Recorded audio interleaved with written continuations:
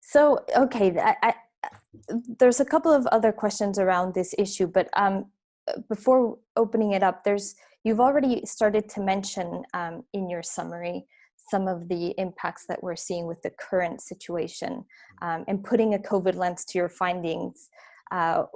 We're seeing already how Lyme machines flourish and are adapting quickly during this pandemic, as well as some efforts to take them apart. You mentioned a few examples. I quote from the Misinformation Review: disinformation operations in Italy have increased noticeably, showing evidence of evolving strategies from multiple state actors geared towards reshaping the narrative of the global COVID-19 crisis and pushing forward geopolitical interests, particularly from Russia, China, and EU skeptics.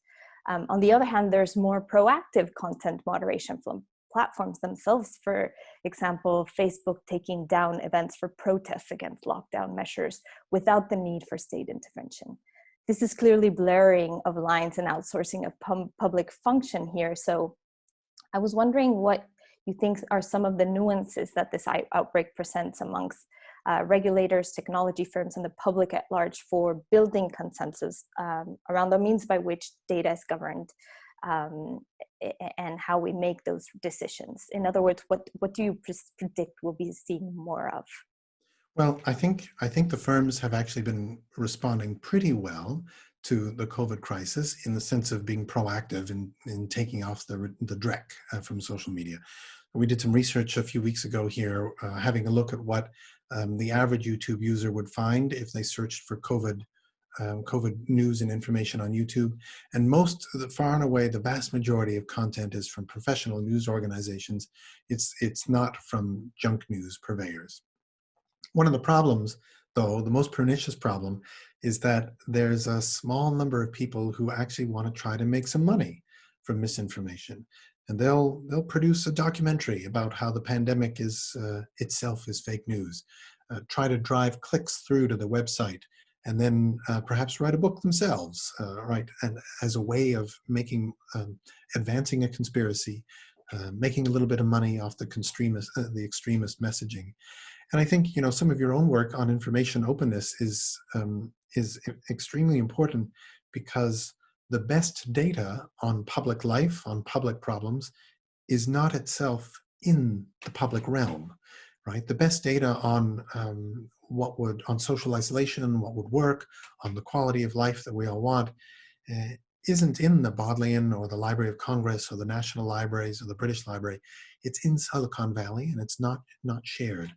So I think the structural solution has to involve figuring out how to tithe, share. I'm not sure quite what the right word is, but at the moment, the best of the Lyme machines are built on these systems that are so closed and don't allow outside scrutiny, don't allow transparency.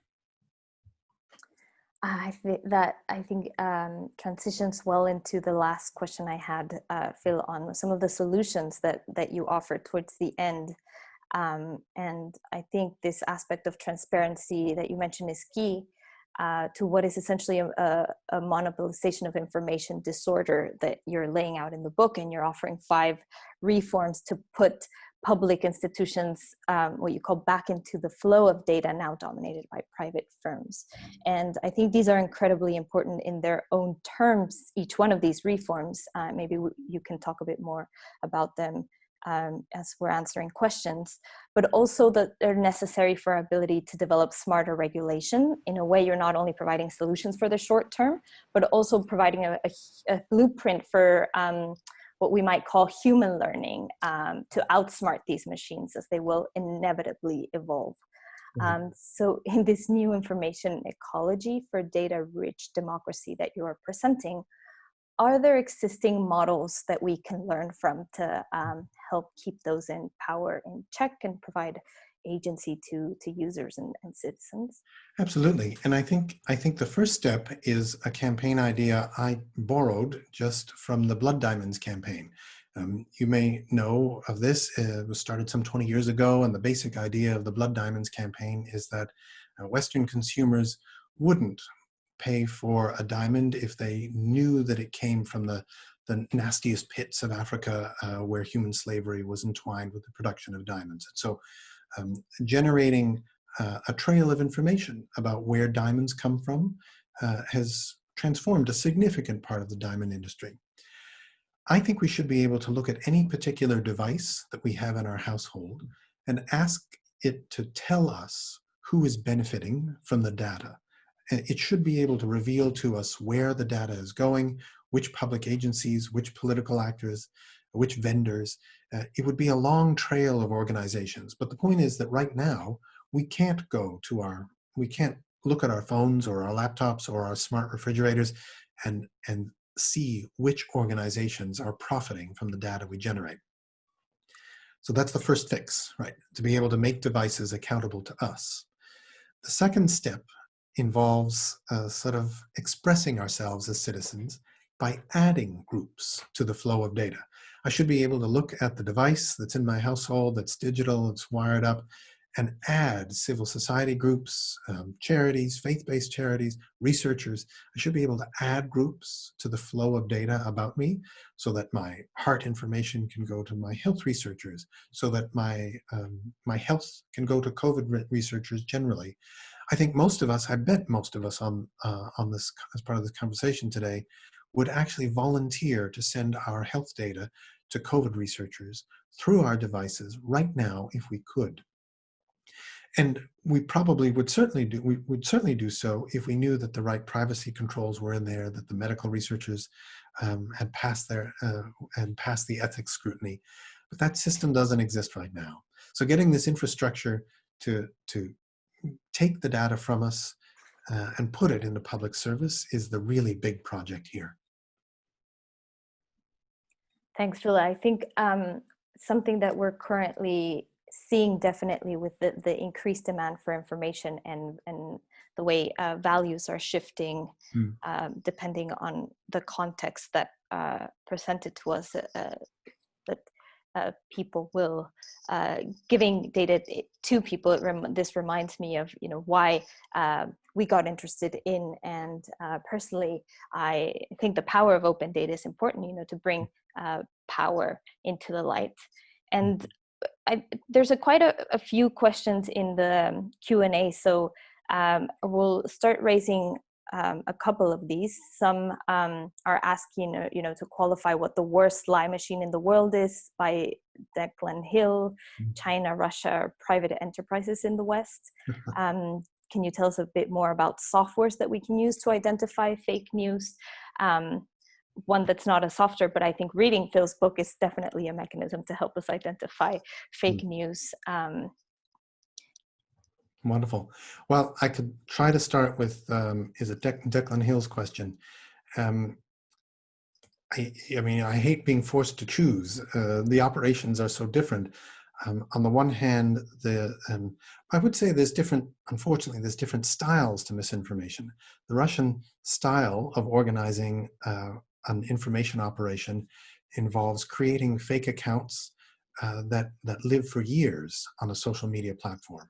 And they will generate content about flowers and soccer scores and soap opera, and they will live seemingly a full life and get embedded into our social media networks. And then one day they'll pop up and start talking about politics. That's sort of how the Russians so far have been investing in their misinformation campaigns. The Chinese operations seem to be much more about scale. They will simply one day buy 10,000 fake users, and they'll all show up at once. And the usernames will have numbers or nonsensical characters in them. And you or I will be able to tell that these are not real humans because they were all created yesterday, and they're all suddenly trying to get us to break the lockdown. Private enterprise here in the West, in a sense, the tools were built here first. It's actually Hollywood, it's the Kardashians that have generated the first best bots around their lifestyle products, right? 10, 15 years ago. That's the industry that looks for ways to take advantage of our cognitive biases to get us to buy stuff. And then other actors seem to be copying these tools. I think it's a great question about what kind of software we can use to protect ourselves. Um, I want to answer my own version of that question and perhaps say that from a user's point of view, I'm not sure the solution will always be in software, because it's probably up to us as individuals to try to make sure we have a diverse news diet, right? You can't unfriend the crazy uncle who keeps sending you stuff from the other end of the political spectrum. You actually do have to engage once in a while. If you're a liberal, you should have one conservative newspaper, right, that you follow and check in on once in a while. If you're conservative, there should be a liberal or centrist newspaper that you need to check in with once in a while. So I think it's much more about our own information habits. And another example of this is that one of the best things we can do, just like there's social distancing helps stop the spread of the virus, making sure that there's some social media distancing, right, where we're not just passing along everything that we read. Use the internet, use social media a couple of times a week for COVID information, but not daily. It's totally possible to overdose on politicized health news, and then just by instinct pass it along your networks of family and friends. And so it's those personal information habits that I think can really help change things. Before I pass to another question, that doesn't mean that the firms are blameless, right? The social media firms serve up vast amounts of misinformation, and we've caught them multiple times where we can tell, here's 100 stories that have been fact-checked, and we can measure how many of them are still, the misinformation is still on Facebook or Twitter. So it takes a little bit of both, but on our side as humans, I think it's more about our information habits than software we would put on the computer. And I do remember you mentioning in the book the need for people to upskill as part of the solution. So I think that connects to that question. There's a couple of others that are asking about difference between conservative leaning institutions and liberal leaning institutions, where we're seeing more disinformation coming from, and why. Yeah, I would say there's a good deal of research on this now. It tends to be conservative, but I don't mean conservative party, I mean ultra-conservative organizations, the extremist white supremacist groups that do the most innovative work here, and innovative is also not the right word, but they tend to do the most bold work, right? They're much more likely to do things that would violate our privacy norms. They're much more likely to do things that would violate campaign and elections rules. And there's several layers of research on this. Conservative groups are much more likely when they start a website to maintain informational control on the website, so not let users move off. They tend not to provide citations to sources. Ultra-conservative groups do much more aggressive campaigning. Once in a while, we see far left groups do this, but it's extremely rare. And moreover, the few examples I can think of were actually ultra-conservative groups trying to start a fake campaign as an ultra-left group to try to cause some kind of scandal. So these things tend to arise from authoritarian regimes and extremist conservative movements. And very important question, Phil, where can we get the book? Thank you. The book itself should be on Amazon. It's also available from the Yale University Press site. And if I'd had the video working, I would have shown you the URL. There is, I hope you're still interested in this, there is a discount code, letter Y, L-I-E-S. If you type in Y-L-I-E-S into the publisher's website, you should get a 30% discount on the purchase of the book. Only that's either Yale UK or Yale US. Great. Maybe we can ask some help for that code to pop into the chat so everyone can enjoy that discount. Yes. And moving on, Laura Colton asked, how sophisticated are these campaigns in terms of content, and if there's any trends that you have noticed over different campaigns? Well, we also had a question earlier about which campaigns are the best. I think The most sophisticated campaigns, the Brexit campaign was incredibly sophisticated in its ability to A/B test ads, right? So one ad would be presented to one user, a 40-something-year-old male living somewhere in Oxford, and another ad would be presented to another 40-something-year-old Canadian male living in North Oxford. And depending on which ads got clicked through on more, that ad would get circulated to more and more users, right? So this is the A/B testing process behind political ads. And the system can be used to generate thousands and then tens of thousands of variations that get tested over the course of 24 hours, 48 hours, until they're so refined that the best of the ads is then blasted over an even larger population, and those ads are designed with the best of the images and the clearest text to deliver whatever punchline that the campaign is looking for.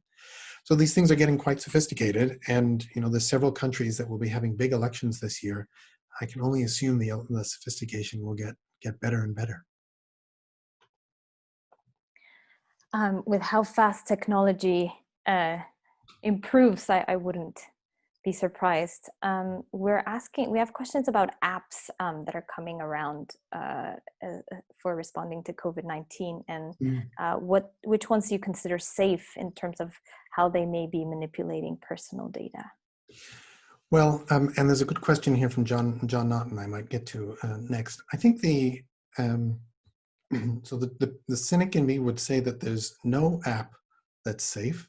One of my colleagues figured out, helped catch an automated campaign on Tinder that would flirt with people and then talk about Jeremy Corbyn in the 2017 election here. And the only reason we know that this dating app was being used as part of a political campaign is because the campaign managers themselves went on Twitter and tweeted a thank you note to their Tinder bot for having given them just a few percentage points of edge. They named the districts where they thought they'd had the edge to win. And remember, in so many of our elections now, the candidate doesn't need 60, 70% to win. They rarely ever get that. They just need a few percentage points. So even the campaign managers behind this thought that their Tinder bot had given them the edge. I'd say probably the best of the social networks, the best feature of a social network is one that lets us all curate our own networks, that lets us toss off a bot or somebody that we think is trolling us. It's a network that lets us groom and manage easily our own relationships. And perhaps it's also one that flags for us well. I think, these days, platform trust is becoming pretty dependent on a platform's ability to warn you of something that's fake, give you a little briefing if something's open to question, perhaps try to redirect you to professional, high-quality news sites. These are all features of a trustworthy social media platform. Now, Naughton asks about targeting commercial messages, using commercial messages systems as a way of calibrating lies. I think your instinct is right, John, in that the business model that serves commercial interests is the same that would serve politicians as candidates. One of the things that's different at the moment is now that there are these massive agencies from China and Russia generating news content that gets circulated as part of the big lie machine. So it's a significant industry. Every country has a troll lab of some kind, and every country has a PR firm that does this work. And it's getting harder and harder to follow the money trail. And I think his point on business models is also an important one. There's a couple of others around what motivates people. How can this sort of disinformation inspire people to engage in violent criminal activity? What are some of the things that law enforcement can do to monitor this issue and prevent violence? So that's a tricky one. I would say that as a researcher, it's very difficult for us to build a model for how a tweet causes some specific form of behavior. And I'm not sure about the connection between the use of social media and criminal behavior directly, except that I'd say that most security services do track social media, looking for, trying to anticipate outbreaks of violence, especially in settings where there's a significant minority community, Muslim community perhaps, that's getting targeted, getting particular kinds, falling victim to some hate crimes. The police do use social media to track that kind of hateful activity. But it's not, that part itself is not core to the argument of the lie machines.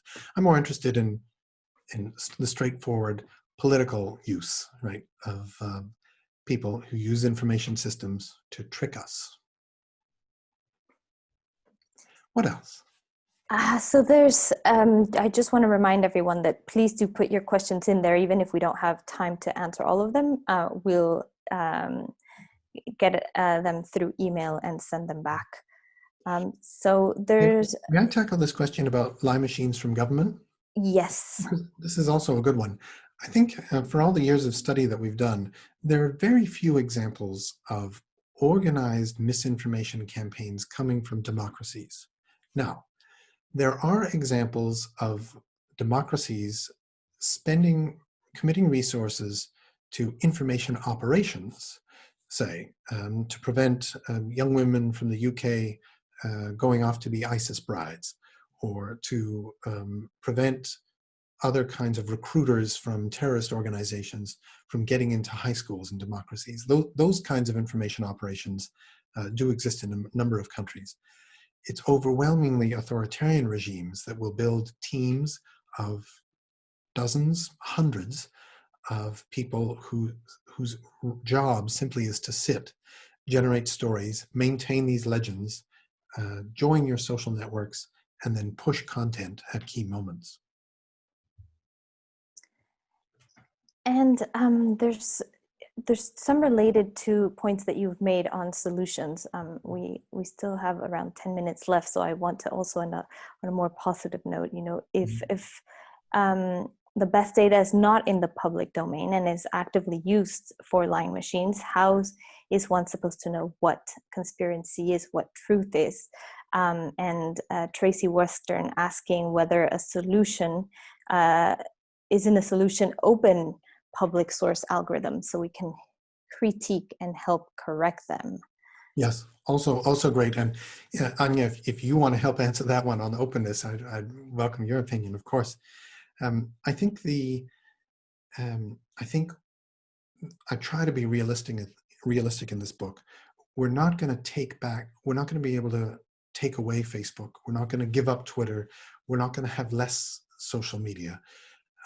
I think that whatever we plan for, whatever we demand, has to involve a change in how social media promotes content, a change in its algorithms, and it has to demand some level of accountability that can fall back to us as citizens, because our data has become an incredibly important currency in democratic politics, and we tend to spend it openly, but not consciously. So if there is a social media platform that you feel is perfect for you, helping you express yourself politically, then I would certainly use that, but be aware that most of the trusted existing news brands are probably also already there. And if you trust the Wall Street Journal, if you trust the New York Times, if you trust CNN, whatever news organizations you trust, be sure to find them on the social media platform and privilege their content in a way, because there will also be people experimenting with news that isn't news, that's junk news, and misinformation that's designed to derail sensible political conversations. And I also think we're going to be seeing quite a few new models that are helping with something critical here that is about accountability.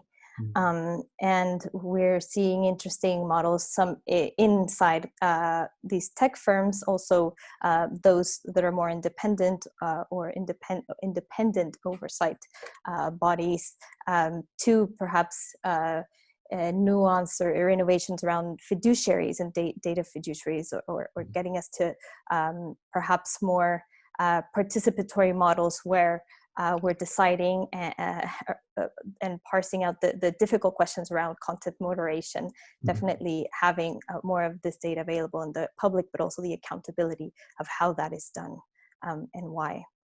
Well, I think, I mean, I love the idea of open and transparent algorithms. I don't see how we're going to demand those from Facebook or Instagram. I think I think there are some big questions about what AI is going to mean in governance systems for us. So if a country's entire medical system, if the planning of an entire medical system starts being driven by AI, we could reasonably expect those, those algorithms to be audited, made transparent, publicly developed. But the existing system, I think it would be a legal feat, a brilliant legal feat, but I can't see how we could force transparency out of the platforms. Again, Anya, if you can see how to get that out of the major firms, I'd be interested in your opinion too. I think it's a mixture of, regulation and transparency, but we're coming down with little time, and I know there's so many interesting questions here. We can go on for a while, but to end, just wrap up on your last thoughts, Phil, before we have to close off. What most surprised you about what you researched through the book?